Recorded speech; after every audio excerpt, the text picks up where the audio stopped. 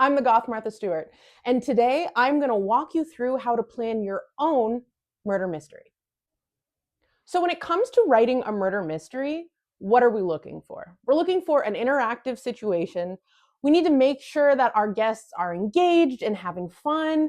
So, I started writing murder mysteries 5 years ago. And the reason I started doing that is because I found the kits super expensive. And I didn't find that any of them kind of gave me exactly what I was looking for, and nothing really spoke to me. So I was like, you know what? I'm going to just do it myself. I'm going to walk you through all the steps of how to create your own murder mystery. But first, I'm going to take these glasses off because the glare is killing me. Better. Part 1. Guest list. This is extremely important. If you are creating an event where there are characters assigned to specific people, you need to make sure that your guest list is not flaky. Listen, if you have a friend who shows up late most of the time, who says they're going to come and doesn't show up, unfortunately, they're not going to make the cut for the guest list. So what I do is I tell people well in advance. Now, I start planning my Halloween murder mystery in June. So I tell everybody, here is the date. Can you promise that you're going to be there? Now, I know my group of friends. Honestly, for me, it ends up being siblings, family, and my closest friends. You want to make sure that the night before, you don't end up with people who have dropped out and then you're kind of stuck. So make sure, number one, the first thing you need to do is really nail down a guest list of people that you can count on showing up. Part 2, picking a theme. Now, I'm going to walk you guys through a Halloween party that I did a couple years ago, and the theme was vampires, specifically New Orleans style, old money vampires. So what we're going to do is we're going to go through each step with that framework. Pick whatever theme you want.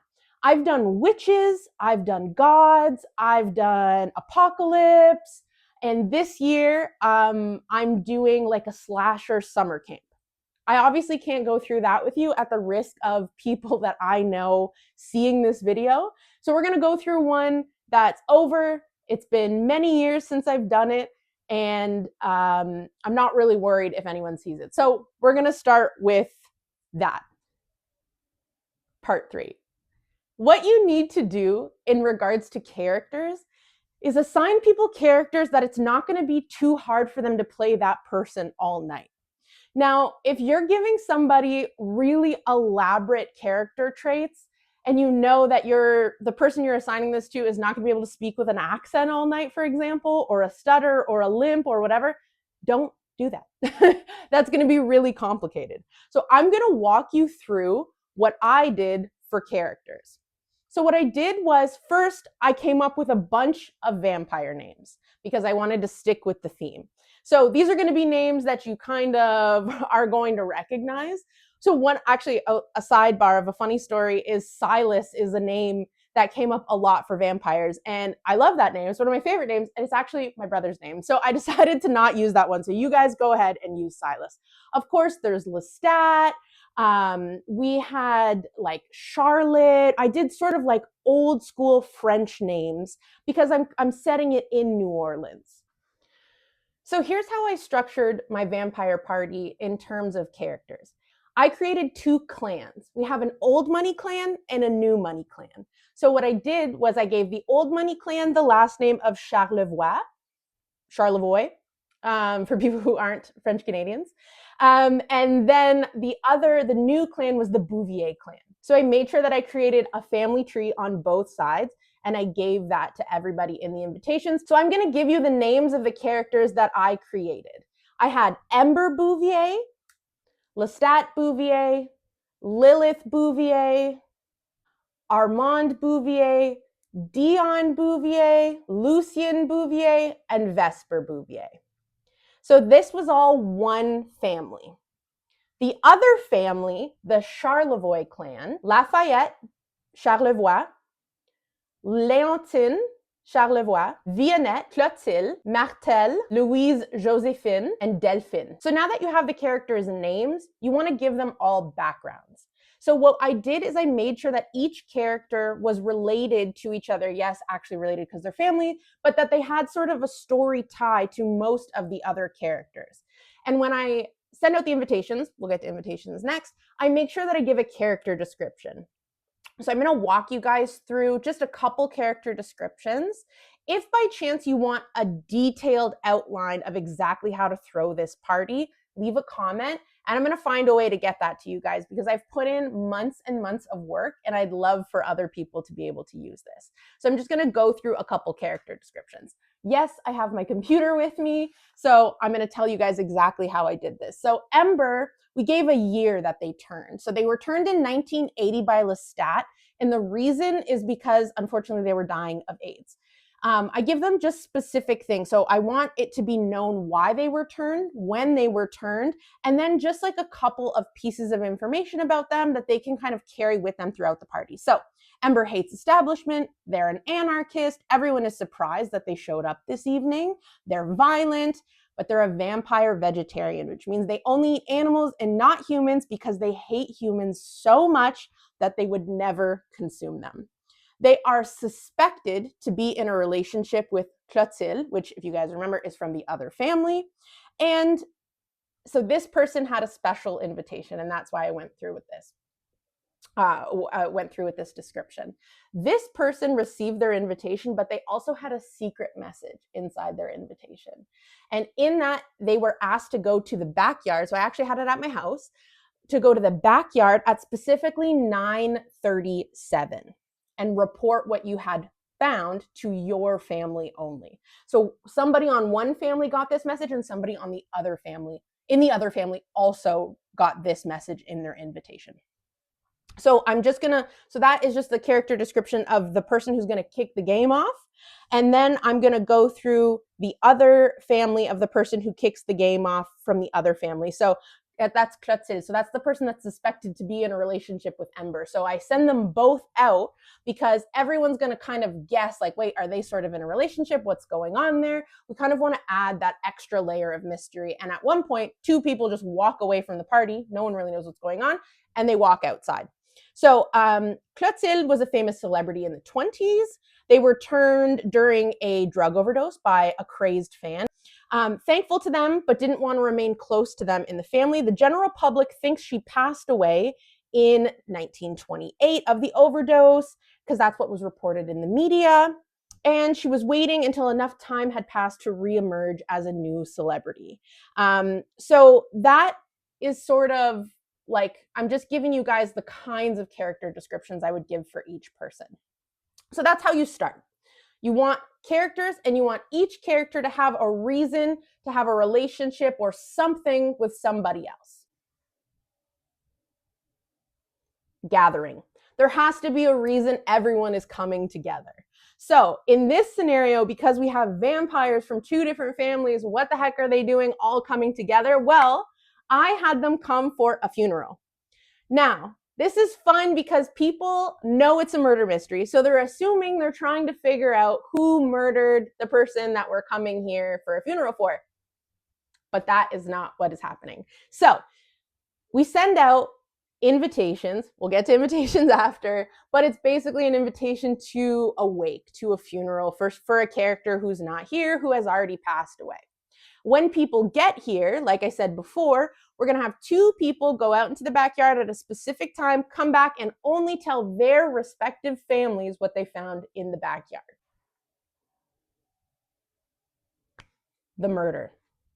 Here is my biggest tip for you. Do not murder somebody who is at the party, because then that person has nothing to do for the rest of the evening. I don't understand why people do this. This was one of the main reasons I wanted to write my own. I really didn't understand the point. Why anybody would do this, I don't know. So, because it's vampires, what I did was I created a murder scene in the backyard. How do you kill a vampire? Sunlight. So what I did was I took a box made it like more like a wooden crate. I filled it with cement and I dipped my feet in, and then I stepped out. Then I put a pile of dust next to it, and I stuck some clues in the cement. A note, some money, some things like that. So when the two characters that are told to go out there, they're going to see this murder scene. They're going to come back. They're going to tell their families. Everyone's going to rush out and have a look at it. That's how the game kicks off. Once that happens, everyone receives a secret. Now, it's up to your characters if they want to share that secret with other people or not. So what I do is I just have little envelopes. I stuff the little secret in them. And then as the host, I casually walk around and hand people secrets.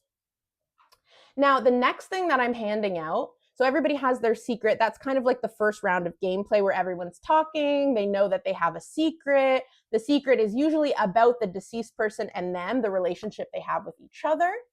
Then the next step after that is everyone's given a timeline. So the timeline goes through what they did the day before. What's fun about this is I don't let anybody know that they're the murderer until the absolute end. The goal of this party is that each person at the party has a motive to kill the person who got killed. So there's not just signs pointing to one person, because that would make the game pretty short and less fun. So instead, what we do is every single person has a reason they would want to kill this guy. Now, what's different about this party than other parties that you can buy is, first of all, nobody who's there dies, and nobody who's there knows they're the murderer. But the third thing is I like to add escape room style clues. So what you're going to do when you're planning is you're going to write out a list of clues. Now, the clues have to include red herrings. So that would be clues that point to different people. And you want clues that point to the actual person. Now, it's up to you whether you want to have what we call a smoking gun. The problem with the smoking gun for the structure that I put together is that I kind of let people do free reign. They walk around the house, they kind of find, or the venue depending, they walk around my house because my house kind of looks like a vampire manor, which is why I was able to do it here. I've done it in different places. And sort of find clues and find puzzles. They come together, they make the puzzles. So something that I like to do is to identify the puzzles in a way. Especially when you're at a venue or even at my house, like, do I want people to just start rifling through things that might have nothing to do with the party? I don't. So what I did, because it was a vampire party, is I bought a bunch of little mini coffins and I set those next to what were puzzles or clues, and people were able to start walking around and going through these. So escape room style clues, what does that mean? Well, there's locked boxes, there's riddles, there's ciphers, there's a little bit of everything that I kind of stick around, and I try to keep it within the theme. So that's why the theme is really important, because if you have this super strange theme, then you're not going to be able to figure out how to fit clues in with that. It's going to make your planning a lot more difficult. So when you're planning, you want to have a list of clues. So we have an autopsy, we have a love note from somebody, maybe it's a scorned lover, we have a diary entry that maybe makes it look like he killed himself and kind of throws a wrench in things. Like I said, red herrings are fun too. But ultimately, you want to have one list like that and one list of escape room style clues if that's what you're going to do. So you have your clues and then, escape room style puzzles. You have your puzzles and you have your clues. Those are the two lists of things. And then you just kind of match them up. Then you hide your clues within the puzzles, and people kind of have stuff to do throughout. So the reason I like this is because I'm not asking my friends to just have this interactive theater, which isn't everybody's thing. I grew up writing theater. I grew up doing theater. A lot of my friends that come also love theater, but it kind of gets stale. It gets boring. People drop out of character. So what's fun about having escape room style puzzles is that people don't really even have to be in character while they're trying to decipher things. They can kind of breathe and just use a different part of their brain. So what I like to try to do is have different kinds. So I like to have ones that are more cerebral, ones that are more physical, some that could even be categorized more as games. That's just a fun way to kind of get everybody engaged. The reveal. What I do is a little bit different. So what I like to do is give everybody a monologue at the end. So what the monologue is going to do is give the full story, the real story of what happened. Now, everybody's already received a secret. Whether they've chosen to share that or not is on them. And they've also received a timeline from the day before, which kind of looks like an alibi. But the end piece is really a paragraph that each character reads out to explain exactly what happened. Now, if I had numbered them and said, okay, 1 to 15, well, then the person with 15 on their envelope is going to know the second I hand out the envelopes that they're the murderer, because we're going to have them read last. So I do something a little bit different. I write a word on it. That word is the last word of the person before them's monologue. So that means if my envelope says go, and I, as the party host, say, okay, look for the word on your envelope, and that's when you start talking, and I say go, then the person knows, oh, now I go. And they read blah, blah, blah, blah, blah. The last word is decipher or you. The next person has to look, oh, my envelope says you, I open, now I can read. That way, it's really to the last second that we find out who is the murderer. It's fun because it really keeps the intrigue right to the end, and I love that.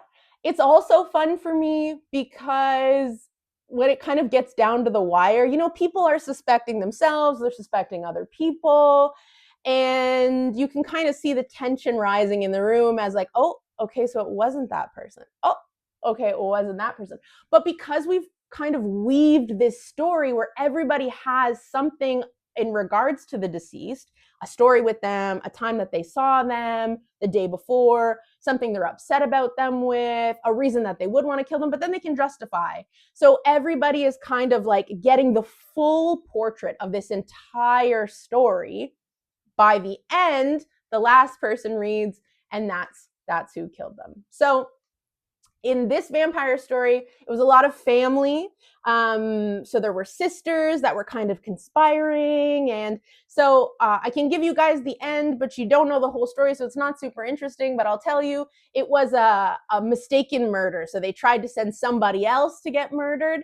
And this person who was trying to be helpful did the job for them and ended up getting murdered. So sometimes I like doing things like that, where that wasn't even the intended target. So all of this information we got about someone who was mad at him or someone who didn't like him or whatever doesn't even end up mattering, because the murder was just sort of an accident and meant to be somebody else. I've talked about it so much. Now it's time to talk about the invitations. So, invitations. That is going to set the scene for your party. I like to send out 2 because I'm planning so far in advance. I like people to kind of get 2 reminders. So the first thing I'll send out is a save the date. I like to add a tiny clue in the save the date. Nothing too crazy, nothing too explicit. But for this party, what I did was I took little mini Bibles, just bought them from the dollar store. I cut out the pages inside the Bible, and I made a reminder finger with a ribbon tied around it. So what I did was I just casted my own fingers. At the time, I didn't have fake nails. I took a break just so that I could do this actually. And so you can get plaster cast kits, and I just plaster casted my finger, took it out, it was white. I painted it to kind of look like necrotic flesh, and then I tied a ribbon around it and stuck it inside the Bible with the date written inside the Bible and handed it out. So those were the save the dates. Then a couple months later, it was time for the actual, well, I wouldn't say a couple months, I'll say a couple weeks later, it was time for the actual invitations. Here's what I did for that. Again, you can just buy these at the dollar store. You can also buy paper ones, which I've used for something else, and they you just kind of fold them up. You can buy like a pack of 50 or something like that. So I took this, So inside this, there is your character description. There is your family tree, so you know who you're related to. So if your sisters are going to be there or whatever, so you have all of that. And then we had the actual invitation to the which in our case was a wake or a funeral. So we had that all inside this little coffin.